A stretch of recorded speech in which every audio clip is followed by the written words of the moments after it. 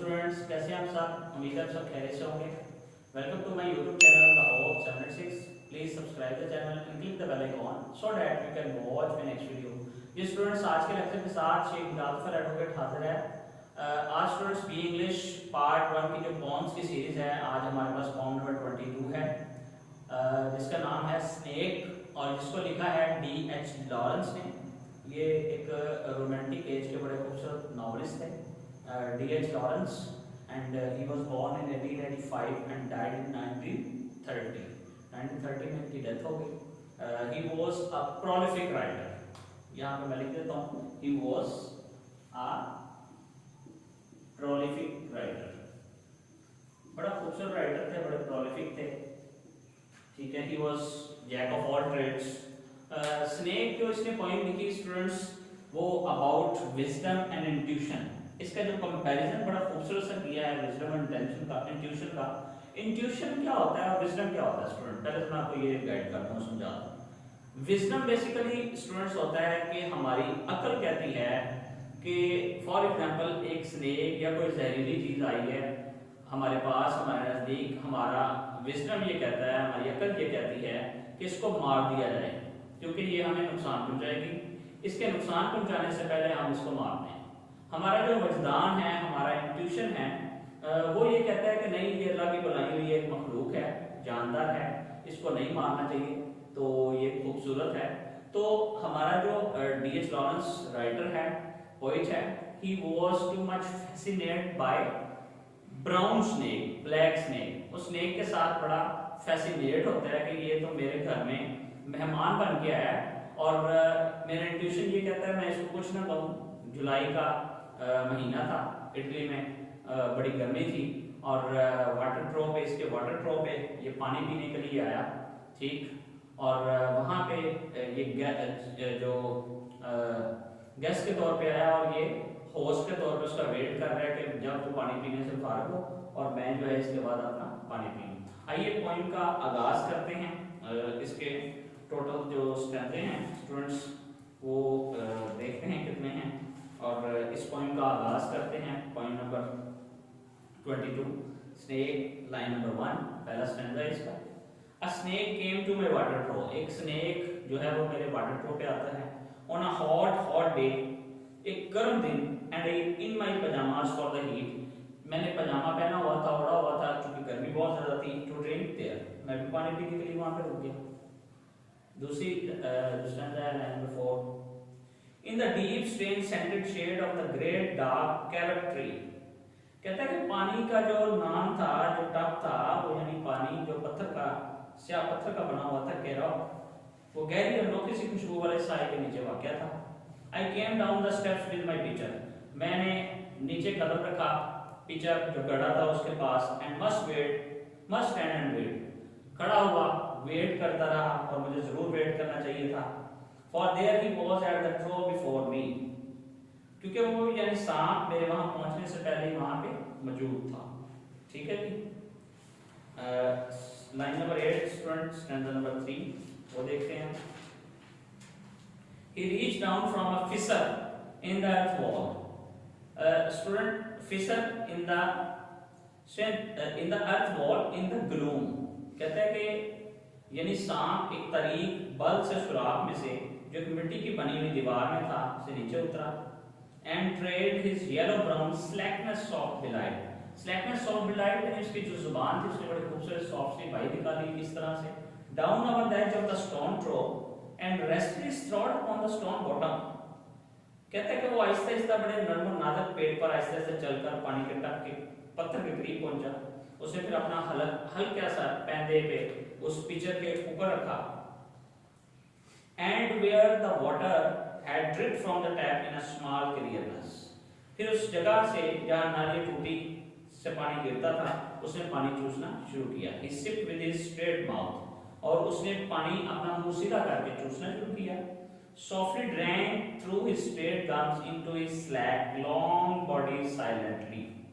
फिर क्या हुआ, उसने अपने सीधे मसूलों के जरिए एक शरीफाना अंदाज में पानी लिया और उस पानी को अपने सुस्त जिस्म में उतार दिया। लाइन नंबर 15 है स्टूडेंट्स, स्टैंजा नंबर 4 हमारे पास। Someone was before me at my water trough. मेरे पानी के टब पर मुझसे पहले कोई मौजूद था and I like a second comer waiting और मैं दूसरे कमर के तौर पर वेट कर रहा था. लाइन नंबर 17 है student. He lifted his head from drinking as cattle do. वो ऐसे पानी पी रहा था जिस तरह मवेशी नीचे मुंह करके पीते हैं.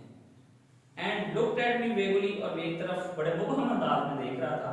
As drinking cattle do, इस तरह पानी पी रहा था जिस तरह मवेशी पीते हैं. And flickered his two forked tongue from his lips. Flickered his two forked tongue. उसकी जो दो मुही जो जुबान थी उस तरह इस तरह निकल के उसने किस तरह उसको लिप्स को वहां पे पानी पिया. And mused a moment और रुका. And stopped and drank a little more, being earth brown, earth golden from the burning bowls of the earth on the day of Sicilian July with Etna smoke. और उसने क्या किया जी? इसने एक लम्हे के लिए सोचा और फिर रुका और थोड़ा सा पानी पिया और जमीन जैसे भूरे से रंग और जमीन के जलते हुए नहा खानों की तरह सुनहरी दिखाई देता था.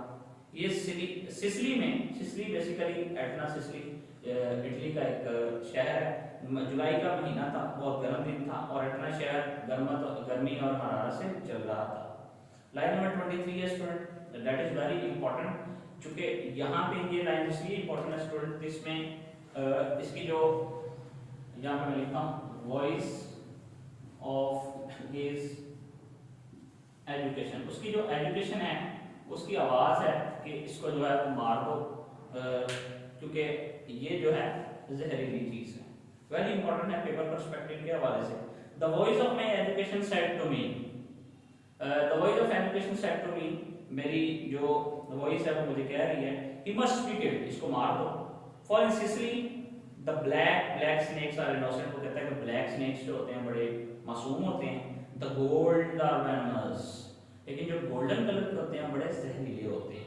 And voices in me said, और जो मेरे अंदर इंट्यूशन था, बेसिकली ये कॉन्फ्लिक्ट है इसका इंट्यूशन का और विजडम का. If you are a man, अगर तुम आदमी हो, you would take a stick and break him now and finish him off. और इसको जबरदस्ती जो है वो स्टिक के साथ मार दो. Line number 28. But must I confess how I like him, लेकिन मैं कन्फेस करता हूँ, personally confess him that he is very beautiful.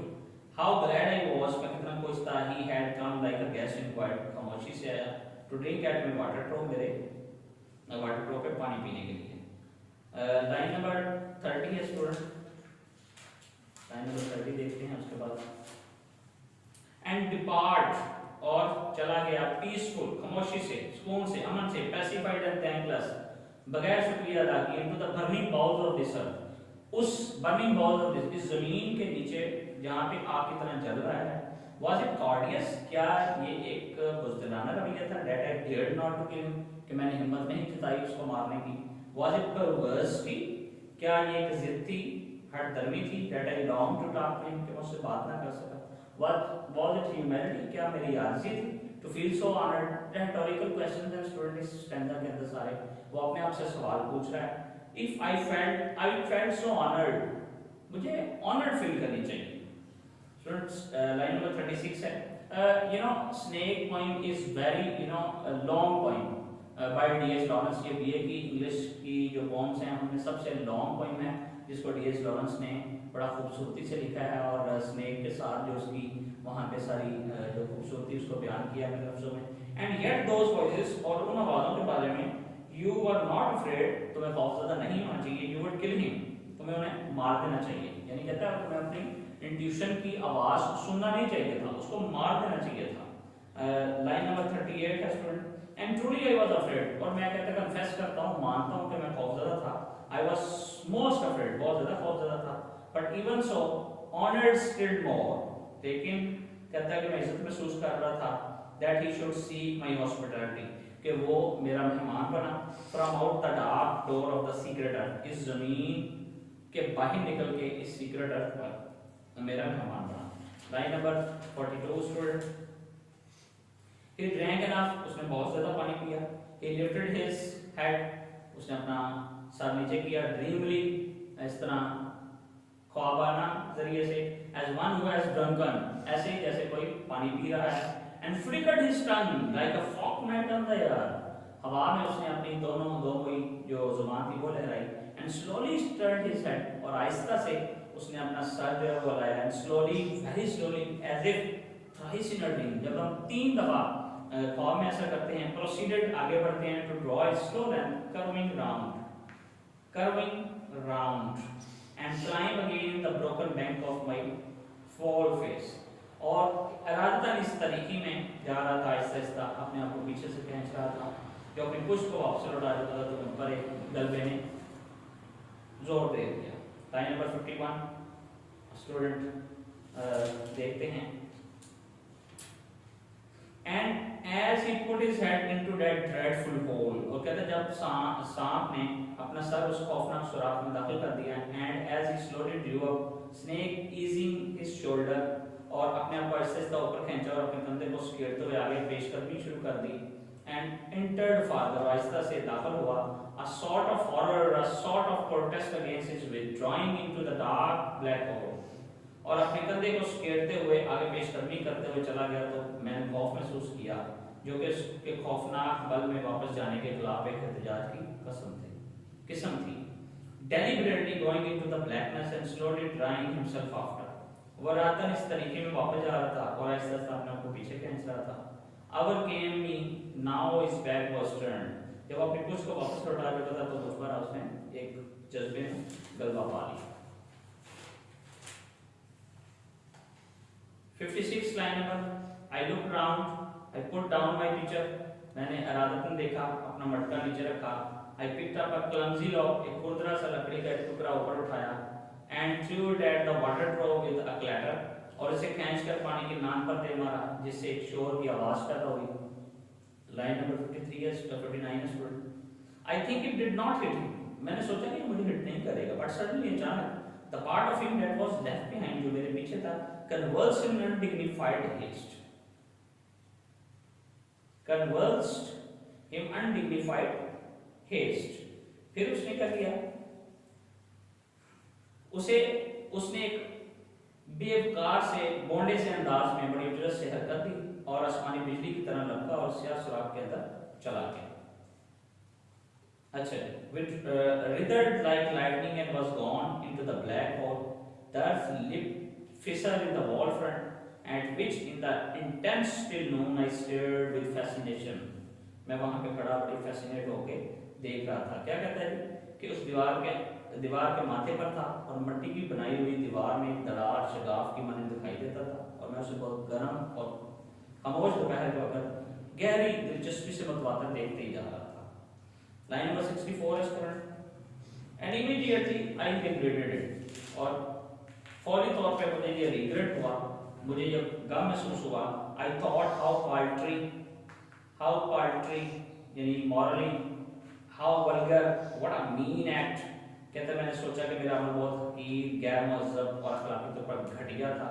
I डिस्पाइज्ड my self, मैंने खुद को नापसंद किया। In the voices of my accursed human education, और अपने आप को लानत व मलामत करता हुआ अपनी इंसानी इल्म और अक्ल की आवाज़ों से भी नफरत की। Line number 67 student. And I thought of the albatross and I wished he would come back my snake, और मैंने उसे सांप को बतौर एल्बेट्रस एक समुद्री परिंदा, जिसे एस.टी. कॉलरिज ने अपनी poem the rhyme of N ancient mariner में यूज किया, इमेजिनेटिवली इसने भी यूज किया वहां से, और ख्वाहिश की कि मेरा सांप वापस लौट आए। For he seemed to me like a king in exile, uncrowned in the underworld, now due to be crowned again।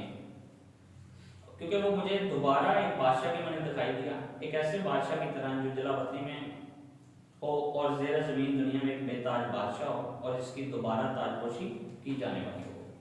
Line number student 72 है, लास्ट हमारा जो आज का स्टैंजा है, और ये लाइन 72 से लेकर 75 तक वेरी इंपॉर्टेंट लाइंस हैं। And so I missed my chance with one of the lords of life, और यूं मैंने जिंदगी में बादशाहों में से एक बादशाह के साथ मुलाकात का मौका नहीं, क्योंकि जमीन पे चलने वाले जितने रेप्टाइल हैं उन सबका किंग जो है वो स्नेक है। And I have something to expiate, तलाफी करना कुफारा की, अ पिटीनेस, अब मुझे अपनी कमीनगी, अपने घटियापन, छोटेपन की वजह से किसी न किसी चीज की तलाफी करना है। ये student total sum and substance है आज की पोइम का. I hope you really enjoyed my lecture today. That is very important, poem in the English part 1, and very beautifully D.H. Lawrence has described it very beautifully. He was really fascinated by the beautiness of snake as well.